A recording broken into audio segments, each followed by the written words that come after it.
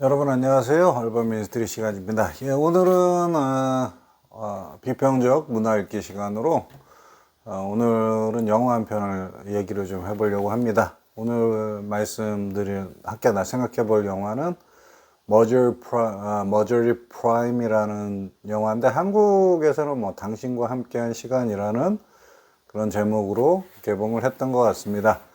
이 영화는 사실 굉장히 스토리라인은 굉장히 단순해요. 뭐냐면 사랑하는 남편의 이름 머저리라는 여자가 이제 그때 그 과학기술을 동원해서 이제 홀로그램으로 남편을 만들고 이제 그 굿바이, 세이 굿바이, 살아왔던 삶의 어떤 이야기들을 나누면서 갈등이었던 거, 사랑했던 순간들을 회상하면서 남편과 같이 만들어진 남편이죠. 만들어진 남편과 같이 이야기를 하고 이제 떠납니다.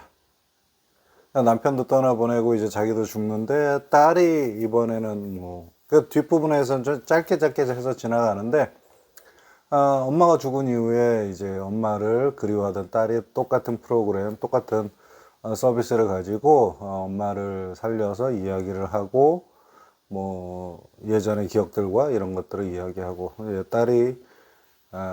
딸도 뭐 이렇게 가서 수명이 다해서 죽게 되고 이렇게 되는데 사실 이 영화는 뭐 특별한 다른 어떤 액션 영화나 활극 영화 뭐 공상과학 영화처럼 어떤 기승전결이 있어서 굉장한 모험이 있고 어떤 액션씬이 있고 활력이 있고 그런 영화는 아니에요. 그냥 잔잔하게 지나온 이야기들을 나누면서 이야기를 하고 그런 건데 이게 사실 SF 영화거든요. 사이파이 그 사이언스 픽션에 관련된 영화인데 이 영화에는 앞으로 멀지 않은 미래에서 사용될 수 있는 어떤 과학 기술들, 4차 산업혁명과 관련된 과학 기술들이 사용이 됩니다.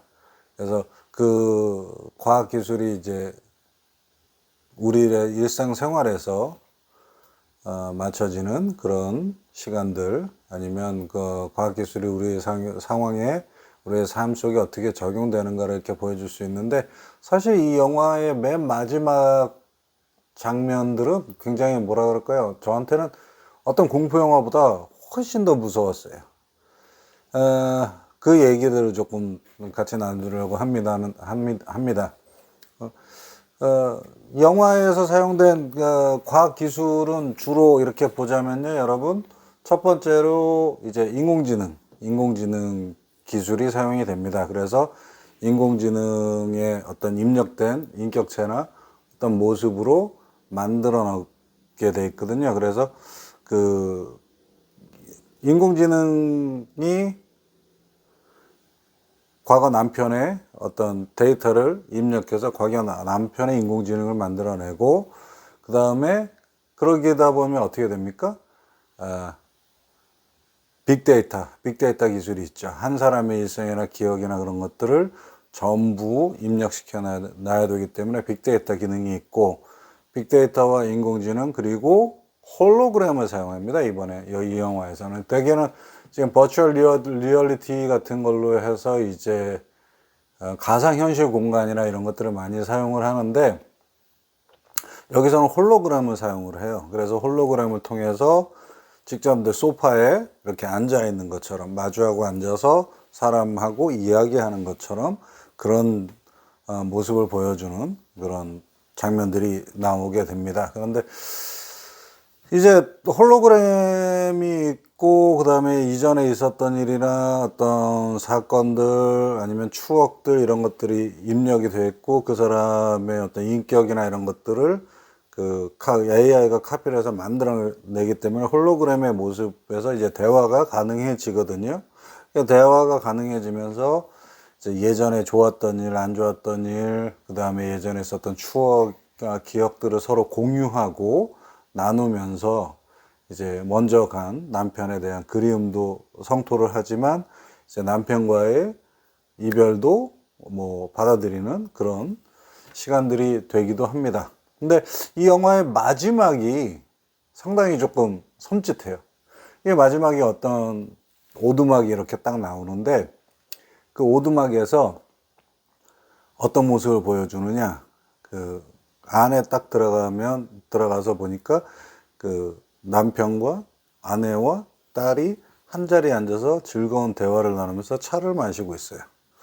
그러면서 이제 남편하고 이제 예전에 있었던 일들, 그러니까 서로의 기억이 달라지기 때문에 서로 이런 대화를 하면서 그 기억들을 끊임없이 수정하면서 만들어내고 있는 거예요. 그런데 그 남편이 이제 사위 이름이 존인데 이제 갑자기 존은 어디 있지? 이렇게 얘기를 하는 겁니다. 그러니까 존은 어디 있지? 이렇게 얘기할 때 딸이 그렇게 얘기를 하죠. 딸이었나? 머저리였나? 기억은 확실치 않은데 누군가 그런 얘기를 합니다. soon, 곧 올 거예요. 남편이 그 얘기 듣고 그래, 그렇지. 시간은 많이 있으니까. 이런 식의 이야기로 영화가 끝이 나는데 이 마지막 장면이 굉장히 좀 섬찟한 그런 느낌을 받았습니다. 왜냐하면 이게 어떤 가상현실 공간이라고 할 수도 있고, 그 다음에 홀로그램으로 된 컴퓨터 속 세계라고 이야기를 할 수 있는데, 사람이 죽고 프로그램이 끝났다고 해서 그 컴퓨터 기록이나 데이터가 완전히 사라진 게 아니거든요. 그러니까 가상현실 상황에서 들어가 있단 말이죠.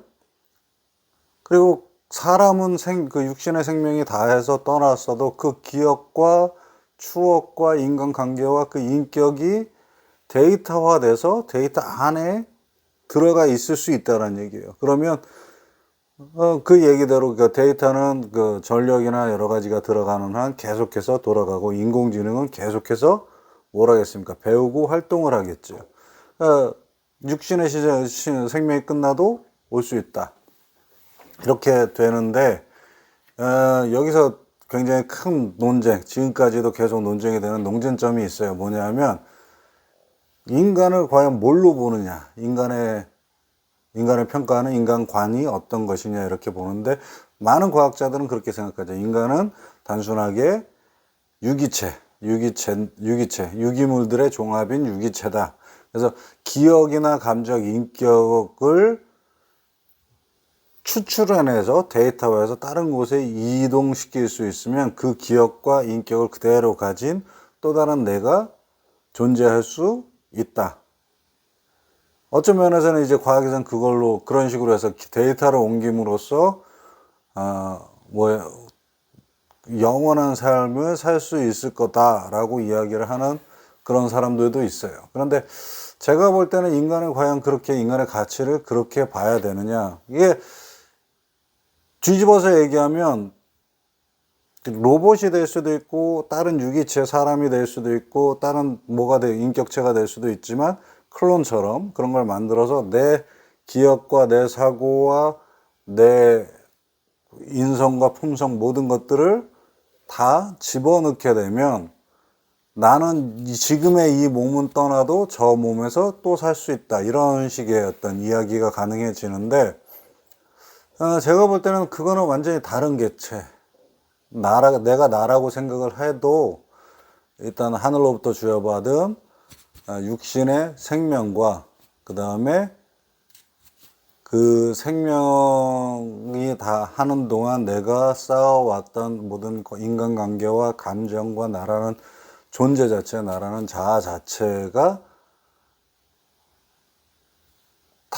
다른 객체가 된다는 거예요. 똑같은 사고를 하고 똑같은 행동을 하고 똑같은 기억을 갖고 있어도 A 존재와 B의 존재는 다른 객체다, 다른 존재라고 생각을 하거든요. 그러니까 제가 믿는 바는 그렇습니다. 인간은 단순한 유기체 이상의 어떤 가치를 가진 존재이고, 이 육신이 끝이 나게 되면, 그러면 내가 자취와 남긴 것들이 있을지언정 그것을 그대로 물려받은 다른 것은 다른 존재, 왜? 나와 똑같은 그런 애초의 생명을 부여받지 않았기 때문에, 저는 인간은 그런 유기체적인 혼합물 이상의 존재를 갖고 가치를 갖는다고 믿습니다. 근데 아직 모르겠습니다. 과학이 더 발달되면 그렇게 이야기를 할 수 있겠지만, 그러니까 쉽게 말하면 나와 똑같은 인격을 가진 나라는 존재가 나의 어떤 후손처럼 될 수도 있죠. 그러니까 제가 남긴 기억과 모든 것들이 똑같이 활동을 하면서 똑같이 움직일 수 있는데, 이제 그것을 자기 자신으로 영원한 생명으로 볼 것이냐, 아니면 제가 방금 말씀드린 것처럼 다른 객체, 다른 주체로 볼 수 있을 것이냐. 그런 질문들이 굉장히 많이 회자되고 있어요. 그리고 그런 것들을 좀 생각을 좀 해야 되고, 앞으로의 미래는 멀지 않은 미래에 이제 지금도 마찬가지입니다만 내가 살아왔던 삶의 흔적들을 데이터로 남기는 경우들이 많거든요. 사진을 넘어서 지금 이렇게 유튜브나 이런 방송을 통해서도 저의 인격과 아니면 저의 사고와 제가 믿는 바, 저의 신념이나 아니면 제가 느끼는 감정까지도 이렇게 데이터로 남게 돼 있습니다. 제 생김새는 물론이고요. 그러면 그 남긴 그 모든 남아있는 데이터들이 과연 아무 의미가 없는 거냐 하면, 그리고 그 데이터들을 어떻게 다루어야 하느냐. 데이터인 주체가 생명에 다해서 사라진다고 할지라도 그 데이터의 가치나 아니면 그 데이터의 어떤 사회적인 어떤 파급 효과라든가 사회적인 관계성이라든가 이런 것들도 완전히 사라지지 않기 때문에, 지금까지의 인간관계는 좀 다르지만 그렇지만 또 가장 중요한 인간의 어떤 기본적인 가치를 무시하지 않고 인정하는 또 새로운 인간관이 필요한 시점이 되었다라고 볼 수 있을 것 같습니다. 예, 오늘 방송은 여기까지 마치고요. 다음 시간에 또 다른 주제로 비평적 문화읽기 갖도록 하겠습니다. 예, 지금까지 시청해 주셔서 감사합니다. 얼반 미니스트리 채널이었습니다.